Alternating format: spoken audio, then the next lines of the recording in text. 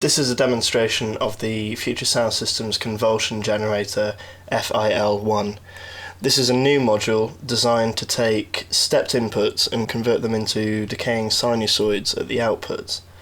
Now this is useful for just creating more CV sources from one input.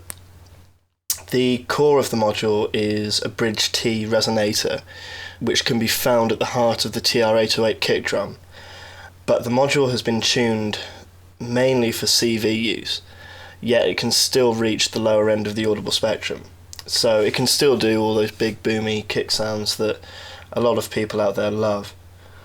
Now at the moment I've just got an LFO triggering the Doppler envelope. That's creating a very, very short spiked trigger-like output, which is going into the input of the FIL1. This output is then being sent to the Doppler filter A121 here, which at the moment is self-oscillating. So what you'll hear is the convulsion generator controlling the cutoff frequency or the pitch of the filter's oscillation. Now at the moment that's just the dry trigger that we're sending in. R1 and R2 are set to their minimum. And let's just increase R1 and you'll start to hear the effect that the convulsion generator has upon an input.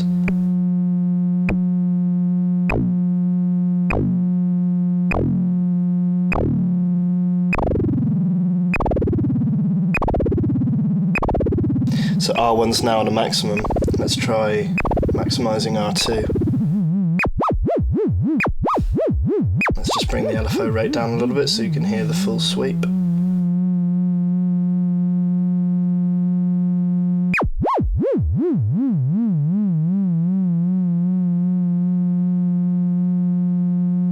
And that's at R2 at max now.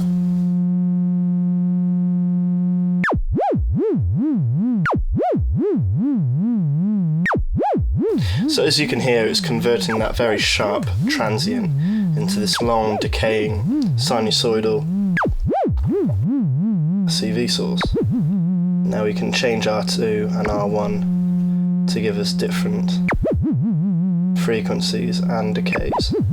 These two parameters are codependent as well. There's not a decay and frequency control. They both control frequency and decay, but depend on each other for those settings. So if we increase the LFO rate,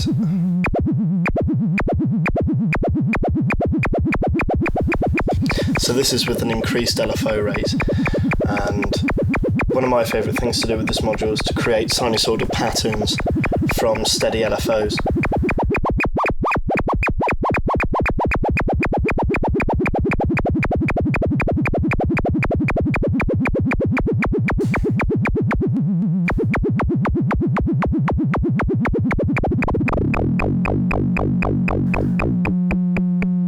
And that's back to the dry input. So let's listen to the output of the convulsion generator so you can see how it sounds in the lower end of the audible spectrum.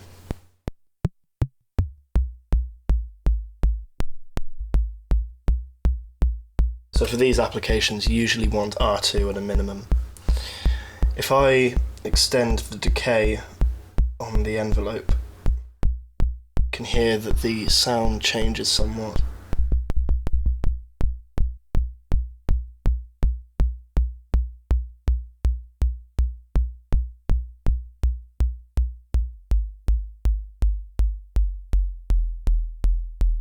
That's just changing R1.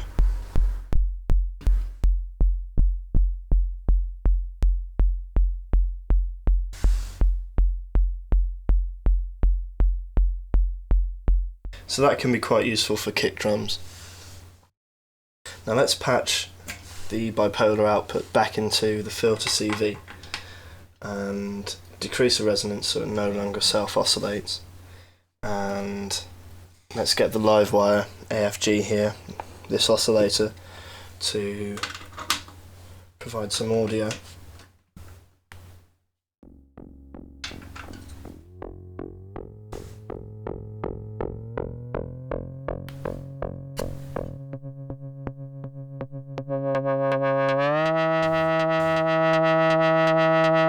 So as you can hear, that's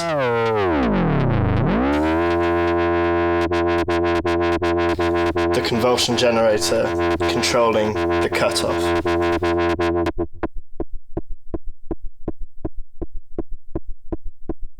This can be quite useful for dubstep bass lines.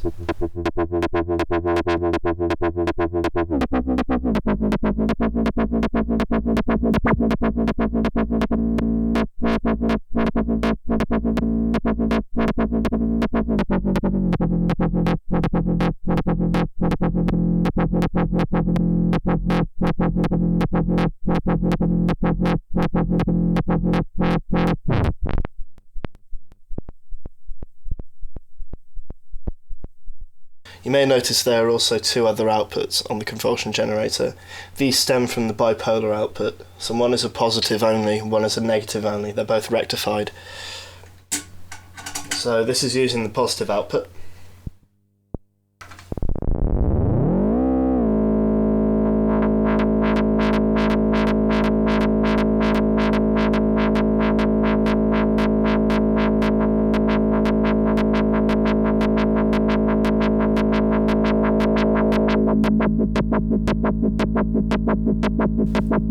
And this is using negative output.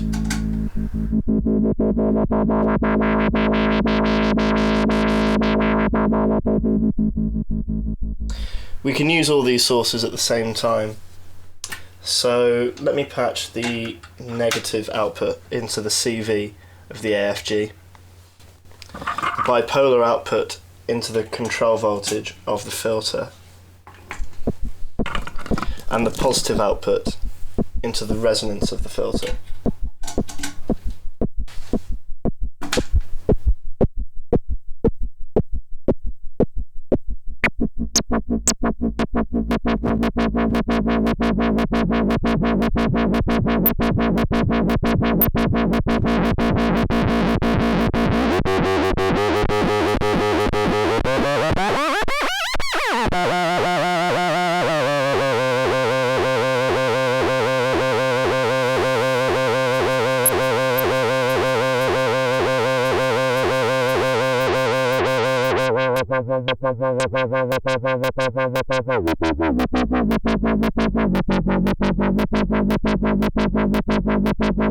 You can take the filter out of low pass into band pass, so you hear more of the pitch decreasing from the AFG.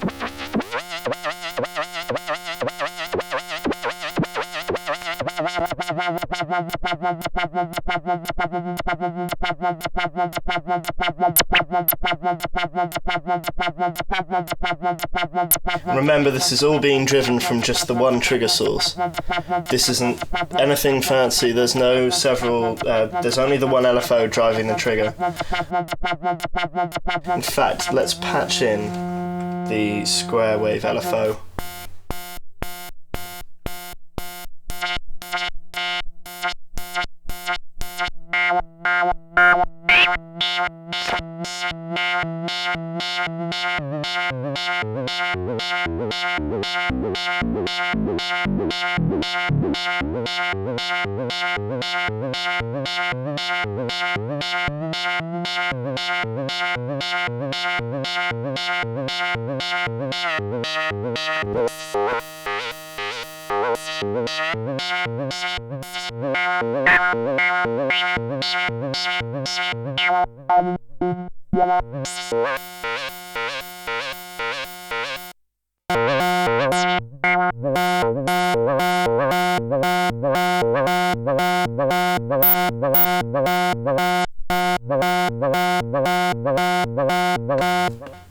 So that's an example of what you can do with just using the multiple outputs of the convulsion generator.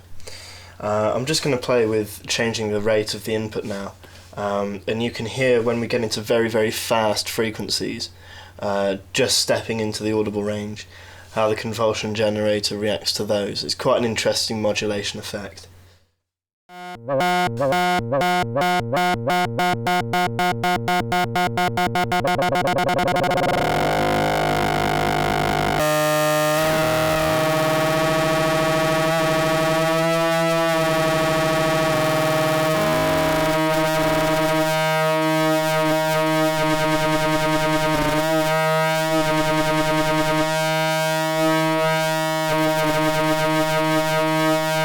So here I'm just changing R1 and R2, and it's giving me these interesting beating patterns.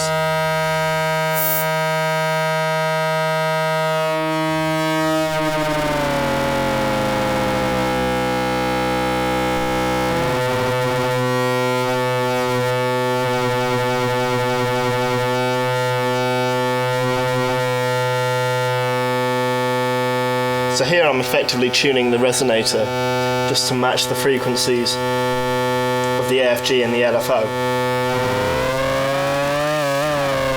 If I switch it back to CV rates,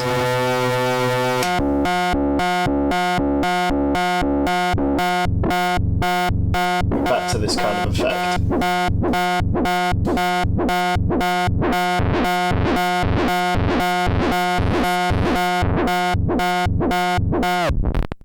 So overall, the convulsion generator is fairly useful for creating different CV sources from the one input.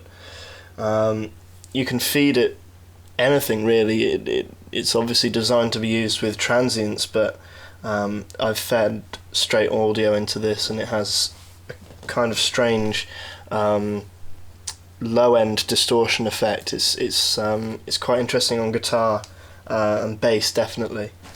But yeah, it's a very interesting module, and it's definitely one that is quite experimental. You have to tweak it to get the results that you want from it. It's not something that you can easily just plug in and play. But for those who want something different in their setup and something quite versatile for the panel real estate, the convulsion generator is a good choice. You've got the 3 outputs there, which as I've shown, can be used to modulate several sources simultaneously. You can even get the thing to self-oscillate. I need a multiple for this, so I can take the bipolar output back into the convulsion generator and out to a CV input. Let's remove the positive and negative outputs. Now you'll see that already the convulsion generator is oscillating by itself. So let's put the filter back into self-oscillation and see what happens.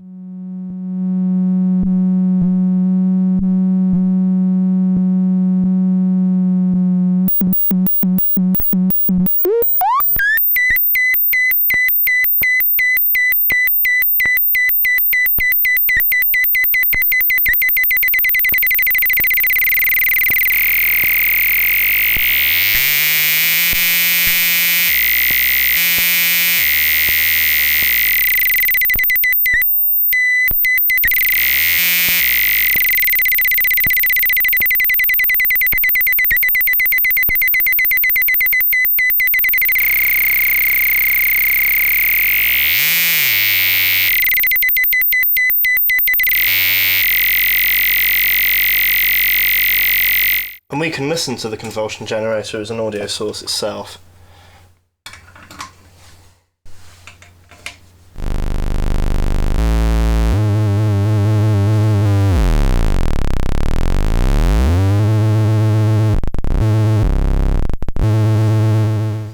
So the module even works as a tone generator if you need it to.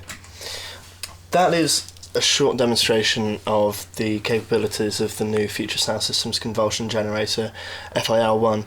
The module will be available soon, and keep checking the website for more information. Thank you for watching.